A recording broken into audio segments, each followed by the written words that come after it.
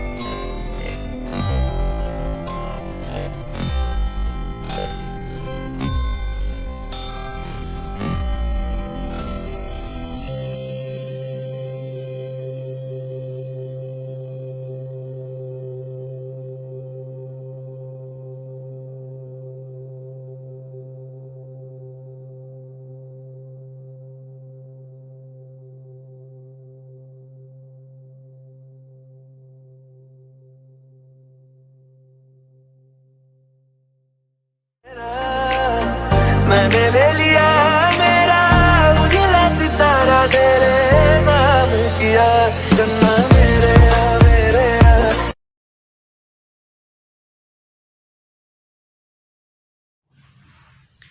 Assalamualaikum warahmatullahi wabarakatuh. Perkenalkan, nama saya Rosiatul Ilmiah. Saya dari Fakultas Syariah dan Hukum Universitas Islam Nahdlatul Ulama Jepara. Video ini dibuat untuk memenuhi tugas mata kuliah KN1. Mari kita simak sama-sama videonya.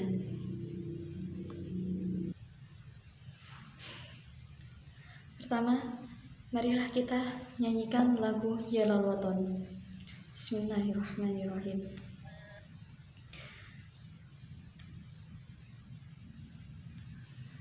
Kullu man ya'tika yawma dhami hayyal qaimama. Kullu man ya'tika yawma dhami hayyal qaimama. Yalal waton yalal waton yalal waton, hubbul waton minal iman, wala takun minal hirman. Innadu alal waton, yalal waton yalal waton yalal waton, hubbul waton minal iman, wala takun minal hirman. Innadu alal waton. Indonesia biladi anta unwan fakhama. Kullu man ya'tika yawma dhami hayyal qaimama. Kullu man ya'tika yawma dhami hayyal qaimama. Pusaka hati wahai tanah airku, cintaku dalam imanku. Jangan halangkan nasibmu, bangkitlah bangsaku. Pusaka hati wahai tanah airku, cintaku dalam imanku. Jangan halangkan nasibmu, Bangkitlah hai bangsaku, Indonesia negeriku, engkau panji martabatku. Siapa datang mengancam nukan binasa di bawah durimu. Siapa datang mengancam nukan binasa di bawah durimu.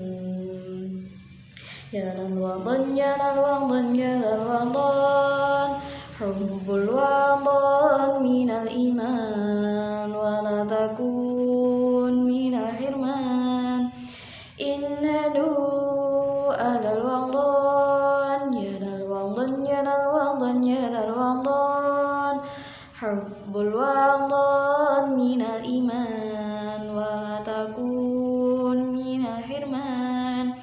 Innadu alal waطن Indonesia binani, anta unwanu fakhama, kullu man ya'tika yawma dhami hayyal ghaimama, kullu man ya'tika yawma dhami hayyal ghaimama. Pusaka hati wahai tanah airku, cintaku dalam imanku, jangan halangkan nasibmu. Bangkitlah hai bangsaku, pusaka hati wahai tanah airku, cintaku dalam imanku, jangan halangkan nasibmu. Bangkitlah hai bangsaku, Indonesia negeriku, engkau panji martabatku. Siapa datang mengancam nukan binasa di bawah durimu. Siapa datang mengancam nukan binasa di bawah durimu.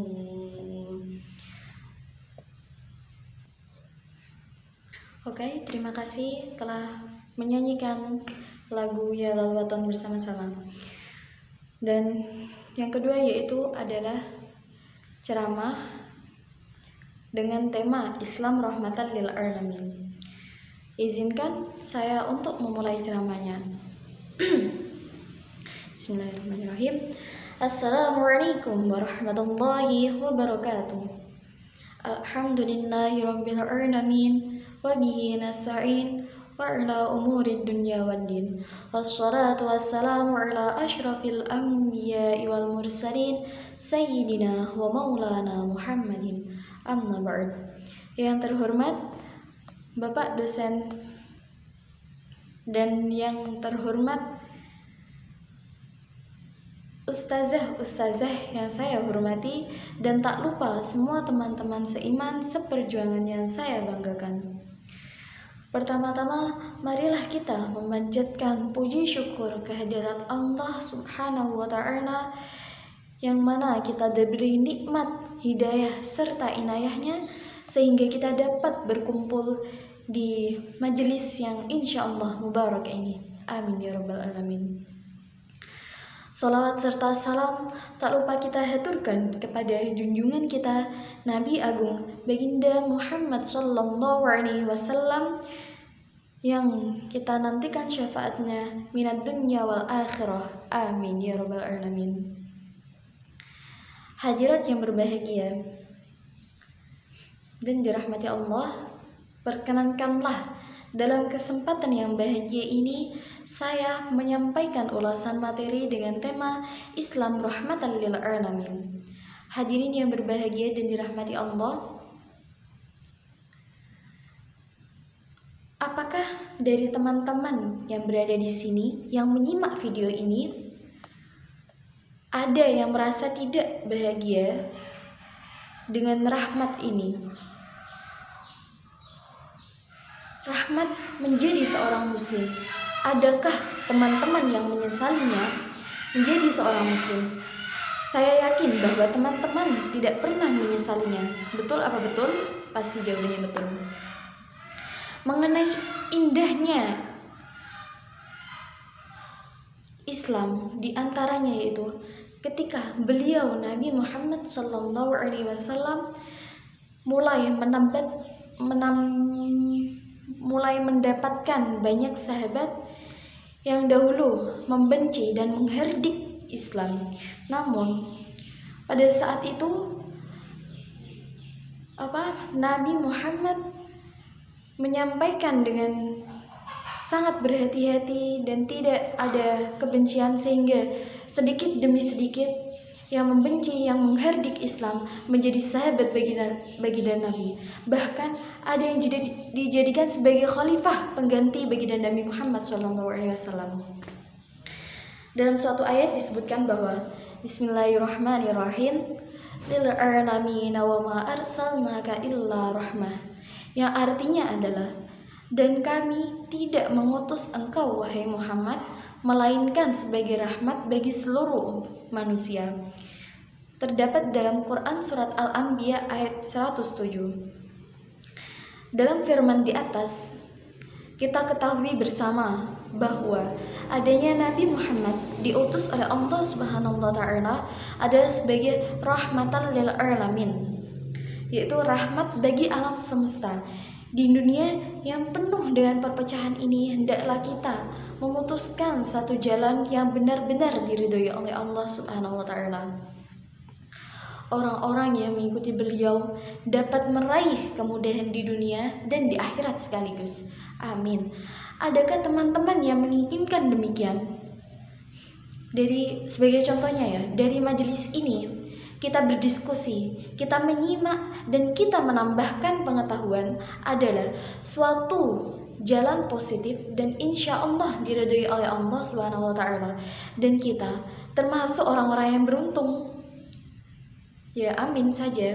Dan beliau baginda Nabi Muhammad mengajarkan Islam dengan penuh kebaikan, keindahan, dan penuh kedamaian, yaitu satu-satunya agama yang diridhoi oleh Allah Subhanahu wa taala.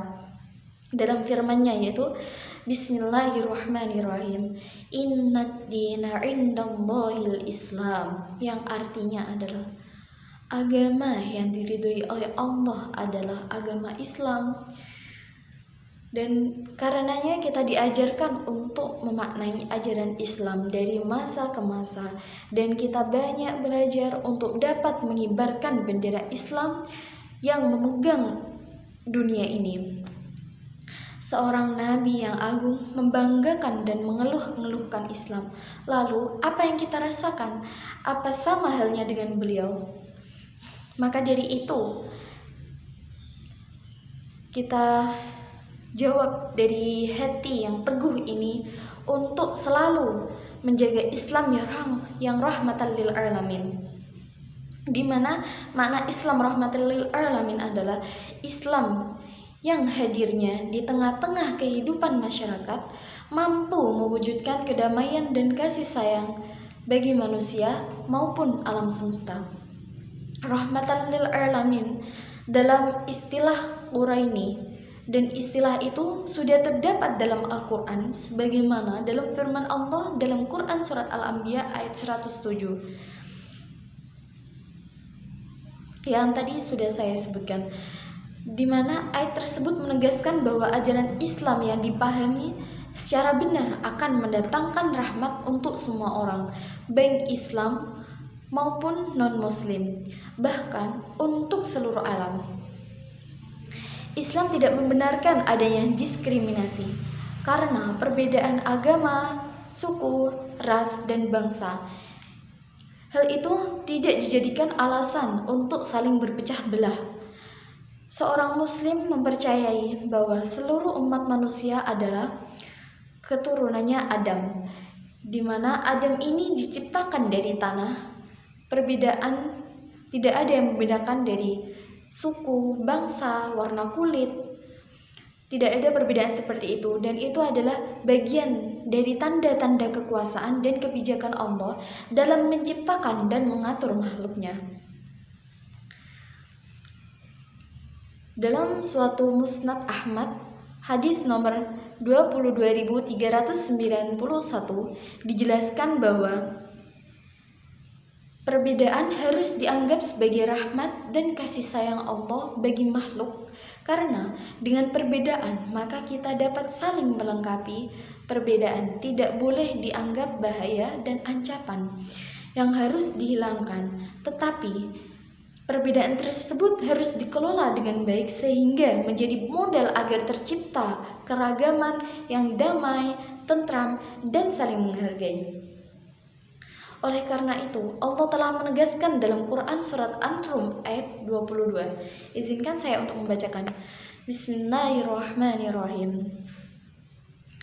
Wa min ayati khalqus samawati wal ardi wa ikhtilafu alsinatikum wa alwanikum inna fi dzalika laayatil lil alimin. Shadaqallahu adzim.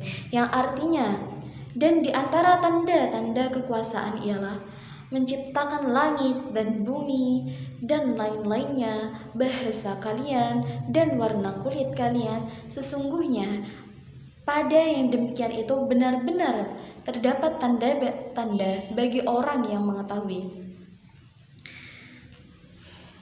Demikianlah pandangan orang mukmin yang seharusnya terhadap umat muslim semua. Tiada perasaan kebanggaan terhadap nasib, tempat kelahiran, tidak ada perasaan dengki antara kelompok satu dengan kelompok yang lain, antara individu satu dengan individu yang lain, dan yang hanyalah perasaan cinta, kasih, persamaan, dan persaudaraan. Karena Islam, pemegang agama Islam yang menyebarkan benih-benih kasih sayang, cinta, dan damai. Hadirin yang berbahagia dan dirahmati Allah, bagaimana cara kita untuk memaknai Islam yang penuh dengan kedamaian ini? Saya di sini memiliki satu ulasan, yakni bagaimana kalau kita ibaratkan Islam rahmatan lil alamin ini sebagai tangan. Para hadirin sekalian bisa melihat tangan masing-masing. Islam diibaratkan dengan tangan pada manusia. Islam adalah telapak tangannya, sedangkan jari sebagai rukun Islam. Rukun Islam itu ada 5. Ya, Allah telah mengajarkan bagaimana sikap kita menghadapi perpecahan, sebagaimana yang telah dirasakan saudara-saudara kita sesama muslim, yakni yang sangat hangat dibicarakan oleh dunia internasional saat ini, yaitu adanya sekelompok berontak Islam yang mengatasnamakan ISIS atau Islamic State di Irak dan Suriah. Di situ mereka mengindikasikan kata jihad di dalamnya, menyerang berbagai negara dengan bertubi-tubi. Lalu, bagaimana sikap kita pada saudara minoritas muslim Myanmar dan Rohingya yang saat ini terlontang-lantung di antara jalan orang-orang kafir? Astagfirullahaladzim. Bahkan Allah menjanjikan kedamaian dengan Nabi Muhammad diutus sebagai rahmat. Lalu bagaimana mungkin para teroris, para Zionis ISIS mengatasnamakan jihad? Bukan dengan demikian cara untuk berdamai dengan menguasai dunia melalui kekerasan, karena Nabi Muhammad sendiri mengajarkan bahwa untuk mengajak kita teman-teman yang tidak beragama Islam, kita tidak boleh menggunakan kekerasan. Untuk yang berada di sini, semua teman, guru, hadirin mohon membaca 2 kalimat syahadat yang insya Allah akan menunai rahmat bagi kita semua, yaitu asyhadu an la ilaha illallah wa asyhadu anna muhammadar rasulullah. Dengan demikian, maka orang Islam adalah Islam, dan hendaknya kita juga mengislamkan diri di hadapan Allah dan sesama manusia. Hablum minallah wa hablum minan nas. Berhubungan baiklah kepada Allah, sedangkan berhubungkan baiklah kepada sesama manusia untuk upaya kita menjaga kerukunan. Hadirin yang berbahagia dan dirahmati Allah, Islam dan melalui ajaran yang disebarkan Nabi masa alam bersifat halus, lembut sebagai sutra, dan sepatutnya Islam sebagai agama yang menjadi kepercayaan penyelamat di yaumil akhir tetap sebagai ajaran yang tauhid, tidak untuk keterpaksaan menyembah Allah dengan kekerasan. Maka dari itu, umat muslim sepatutnya bersyukur dengan adanya Islam sebagai agama yang diridhoi oleh Allah Subhanahu wa taala. Bagaimana telapak tangan yang sempurna akan indahnya dipandang dan menjadi suatu kesatuan yang utuh. Hadirin yang berbahagia, tahukah Anda arti rahmat itu sendiri? Apa sih rahmat itu? Rahmat artinya adalah kelembutan, atau dengan kata lain, rahmat dapat diartikan dengan kasih sayang. Jadi, diutusnya Nabi Muhammad SAW adalah bentuk kasih sayang Allah kepada seluruh umat manusia agar tidak terjadi perpecahan di dalam dunia Islam. Kita wujudkan bagaimana Islam yang penuh kebaikan, keindahan, dan penuh kedamaian di masa depan kita bersama. Kita tanamkan akidah Islamnya dalam nurani kita bersama. Dengan demikian akan dapat dibawa oleh sesama muslim dan dapat menciptakan kedamaian serta tidak menutup kemungkinan bahwa Islam adalah pemimpin dunia.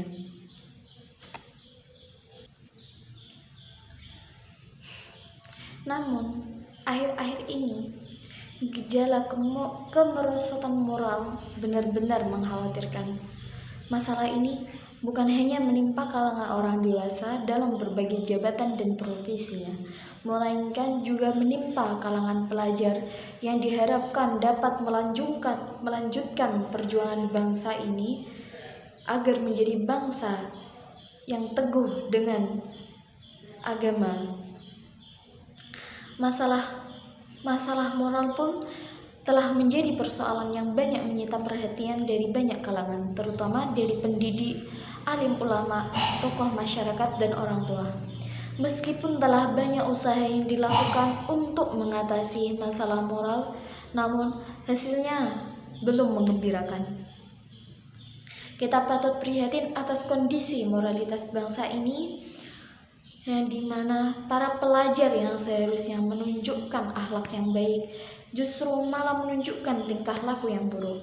Dan untuk mengatasi berbagai kemerosotan moral yang terjadi di masyarakat, maka solusinya untuk menghadapi masalah tersebut diantaranya itu satu, yaitu menghindari salah pergaulan, di mana salah pergaulan ini akan menjerumuskan kita pada jalan yang tidak benar dan jalan yang akan melenceng dari Islam yang rahmatan lil alamin. Kita harus pandai dalam memilih teman dekat, karena pergaulan akan sangat berpengaruh terhadap etika, moral, dan akhlak Islam. Karena kepribadian manusia akan terpengaruhi dari pergaulan itu sendiri. Apabila seorang bergaul di lingkungan yang baik, maka ia akan timbul kepribadian yang baik juga. Dan apabila seorang bergaul pada kondisi lingkungan yang kurang baik, maka akan timbul kepribadian yang kurang baik juga. Yang kedua yaitu peran dari orang tua yang sangat penting dalam membentuk karakter seseorang, terutama dalam mengenalkan pendidikan agama sejak dini. Perhatian dari orang tua juga sangat penting, karena pada banyak kasus yaitu kurangnya perhatian orang tua dapat menyebabkan dampak buruk pada sikap anak.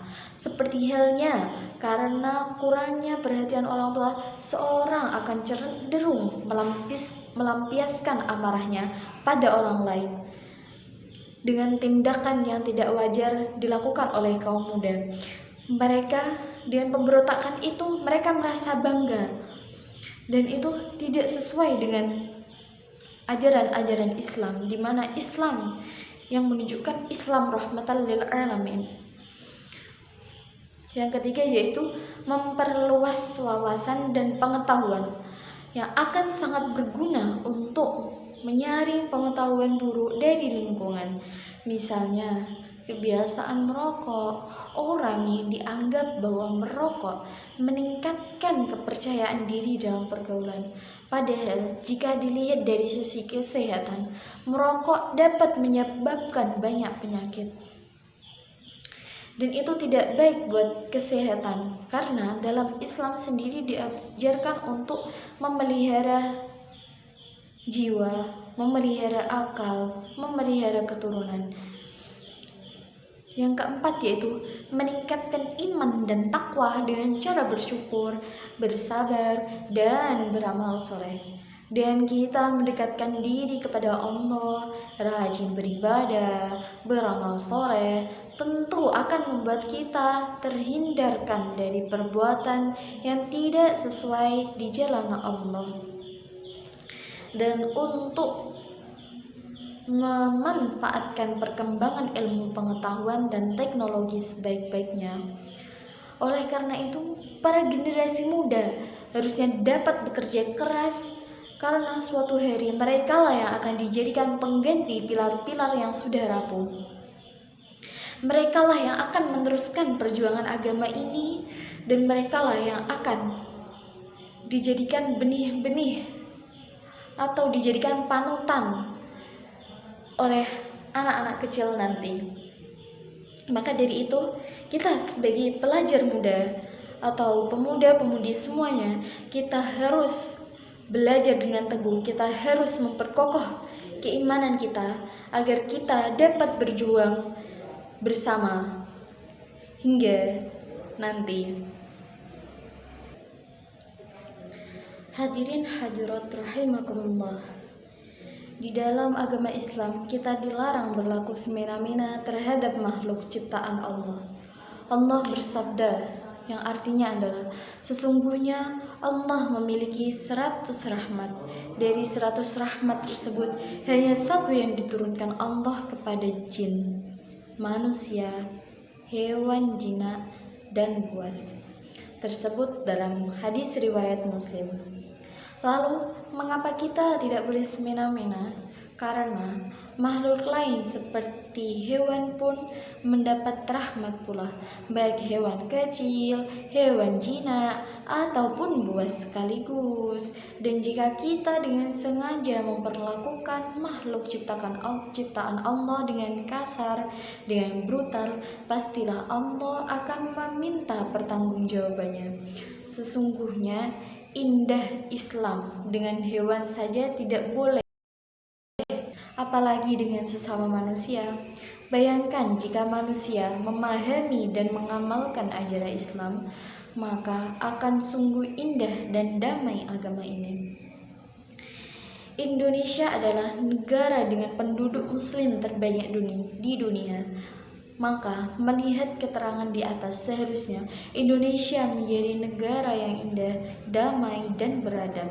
Tapi, lihat saja kenyataannya. Kita tidak bisa menutup mata dan telinga dengan pemberitahuan sehari-hari yang menggema, menyedihkan, dan tidak beradab. Mulai dari anak-anak yang melakukan pencabulan, remaja yang melakukan tawuran antar sekolah, kumpul kebo, minum minuman keras. Orang tua mencabuli anaknya, membunuh karena hal sepele, dan lain-lain. Bahkan sampai-sampai pejabat kita melakukan tindakan asusila dan korupsi besar-besaran tanpa melihat rakyat yang terlantar. Apakah sudah damai negara kita ini? Sebenarnya apa yang terjadi? Di mana moralitas bangsa ini? Di mana letak moralitas bangsa ini? Bukankah sebagian kita adalah muslim? Bukankah seorang muslim seharusnya menjadi rahmatan lil alamin? Semua itu jawabannya adalah karena kita tidak memahami dan menjalankan agama Islam secara khofah. Jika kita tahu bahwa membunuh binatang dengan semena-mena saja dilarang oleh Islam, mana mungkin sampai berani membunuh sesama manusia, apalagi sesama muslim sendiri? Apakah kita akan berani kalau kita mengetahui bagaimana Islam yang sesungguhnya itu, Islam yang rahmatan lil alamin? Jika kita tahu bahwa Islam melarang mencuri dan menipu, dan kita menjalankan larangan itu, mana mungkin kita melakukan korupsi? Dalam Al-Quran surat Al-Ma'idah ayat 62 dijelaskan bahwa, izinkan saya untuk membacakan suratnya. Bismillahirrahmanirrahim. Min ajli dzalika katabna ala bani Israila annahu man qatala nafsan bighairi nafsin aw fasadin fil ardi faka'annama qatala an-nasa jami'an wa man ahyaha faka'annama ahya an-nasa jami'an. Walaqad ja'athum rusuluna bil bayyinati thumma inna katsiran minhum ba'da dzalika fil ardi lamusrifun.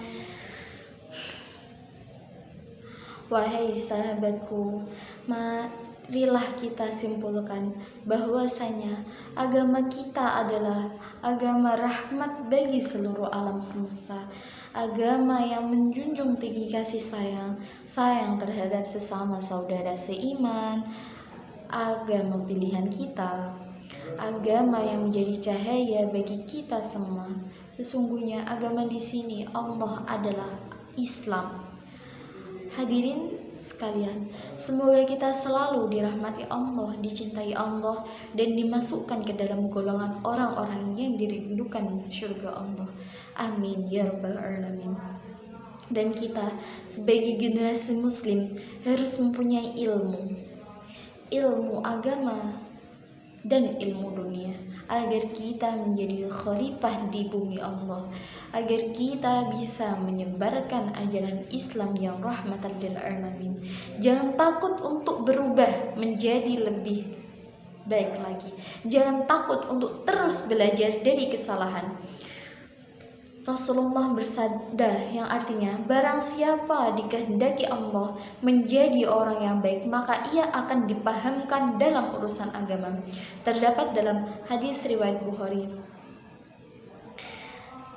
Dalam pantun menyatakan, wetan kali kulon kali, tengah-tengah tanduran pari. Saiki ngaji sesok yo ngaji, ayo manut para kiai. Tanduran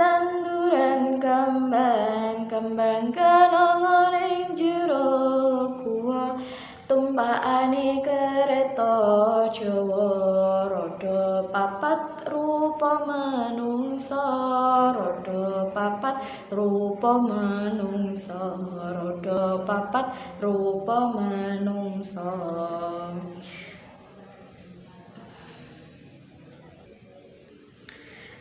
Alhamdulillah. Hadirin yang insya Allah dimuliakan Allah, hanya sekian yang bisa saya sampaikan pada kesempatan ini. Mohon maaf atas kesalahan, kekurangan, dan pada Allah saya hanya mohon ampun, karena saya hanyalah orang yang fakir ilmu, fakir harta. 1% untuk kita semua. Perlakukanlah orang lain sebagaimana kamu ingin diperlakukan. Wallahul muwaffiq ila aqwamit thoriq. Assalamualaikum warahmatullahi wabarakatuh. سجل تاريخ وجودي من بعد حياة البور، ذقت لا لن أتخلى عن ميلاد المبرور. سجل تاريخ وجودي من بعد حياة البور، حين القرآن تجلى سلطان لنفس تولى، حين القرآن تجلى سلطان.